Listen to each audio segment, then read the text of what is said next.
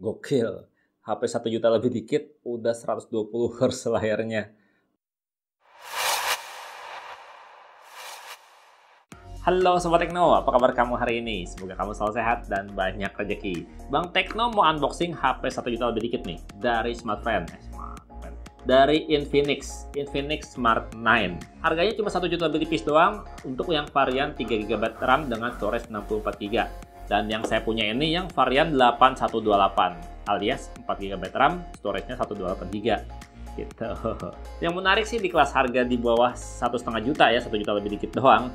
Dia tuh ngejamin 48 bulan atau sekitar 4 tahun ya. HP ini tuh bisa lancar terus dengan sertifikasi dari TUV. Terus juga ini layarnya 6,7 inch 120 Hz, mantep banget sih. Juga dual speaker juga, mantep banget. Dan kalau lihat di sisi samping sini, ada logo tahan hujan nih, splash proof katanya. Terus juga ini ada center 5 meter. Oke.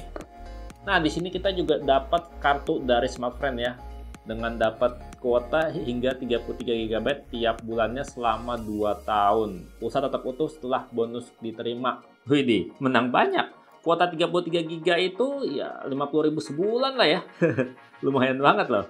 Dan kalau yang spesifikasi lainnya di sini, dia durable and drop resistance. Kameranya 13 megapiksel, baterainya 5000 mAh. Chipsetnya dia pakai Helio G81, terus layarnya masih SD Plus ya. Dengan kamera depan juga 13 megapiksel.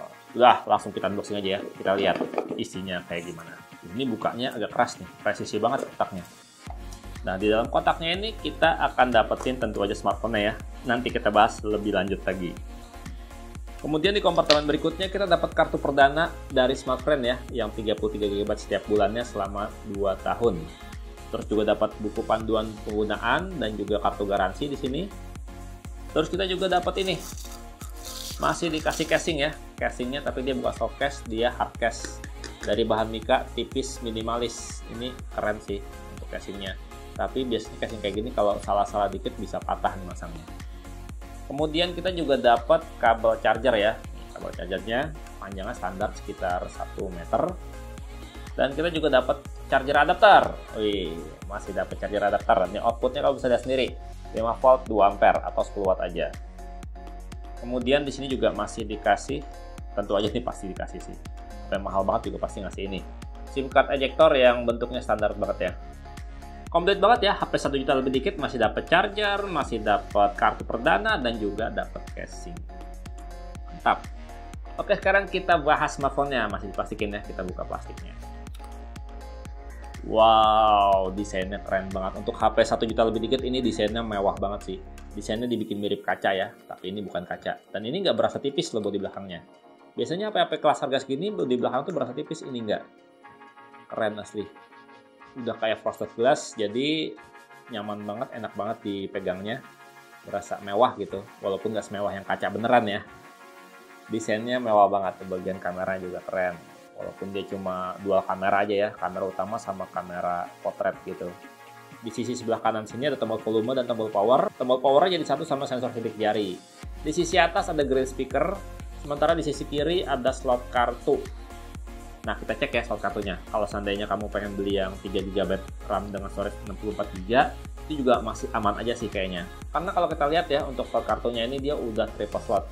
Udah bisa pakai micro SD, tetap bisa dual SIM. Dan kalau kamu lihat di sini, slot kartunya ini ada steel karet pengaman ya, untuk mencegah debu dan cairan masuk. Makanya HP ini tuh udah splash resistant kalau dilihat di boxnya. Nah, sementara kalau kita lihat ya, di sisi bawahnya sini ada port audio 3,5 mm, lubang mic, port charger, dan juga grill speaker. Sementara kalau tampak depannya, ya kita setting-setting dulu lah. Oke, ini udah di setting-setting, udah di-install beberapa aplikasi ya. Kamu bisa lihat sendiri nih. Tampilan depannya dari Infinix Smart 9. Udah nggak kayak HP 1 juta lebih dikit doang ya. Udah kayak HP kelas harga 2 jutaan, 3 jutaan desain tampak depannya. Bezel kiri kanannya, atasnya tuh udah lumayan ramping, nggak terlalu tebal. Sementara kalau bawahnya masih agak tebal dikit, tapi segini mah udah lumayan tipis untuk HP harga 1 juta lebih dikit. Layarnya cakep banget ya, udah punch hole. Kalau kita lihat di menu setting ya di sini, terus kita lihat ke My Phone, di sini dia tuh udah pakai Android 14 ya. Dan chipsetnya Helio G81. Dimana untuk RAM-nya ini kita bisa upgrade ya RAM-nya ya, dari 4 plus. Dari 4 GB aja bisa jadi 4 plus 4 hingga tuh maksimal 4 plus 4. Jadinya total RAM-nya bisa hingga 8 GB. Dan kalau kita balik lagi terus kita ke menu setting di bagian layar ya, kita lihat di sini display and brightness. Kita lihat untuk screen refresh rate-nya, dia bisa auto, bisa 90 Hz, bisa 120 Hz-nya, enak banget nih. Kita ada pilihannya, kita mau pilih yang mana gitu. Kalau saya sih pilih auto aja ya, kayak gini, biasa. Jadi HP itu layarnya refresh rate-nya sesuai kebutuhan. Kalau misalkan gambar diam aja, dia nggak akan mungkin 120 Hz terus, jadinya baterainya lebih awet. Nah, biasanya kalau HP murah itu sensor-sensornya dia parah gitu ya, banyak yang hilang. Sekarang di sini kita lihat, sensor sidik jari udah ada ya di sisi samping. Sementara sensor dasar lainnya udah lengkap sob. Sensor cahaya ada ya, jadi kecerahan layar otomatis bisa jalan dengan baik, nggak perlu diatur-atur sendiri kecerahan layarnya. Sensor magnetik ada, jadi HP ini bisa fitur kompas dan dia juga masih punya sensor gyroscope.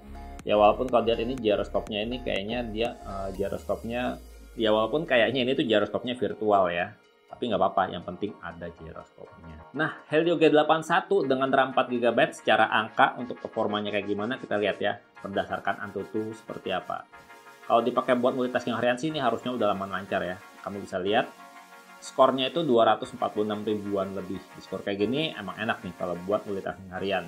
Sementara kalau dipakai buat main game kayak gimana, nanti aja di video reviewnya kalau untuk main gamenya gimana. Di sini saya bakal kasih lihat untuk settingan grafisnya, dia supportnya di mana aja.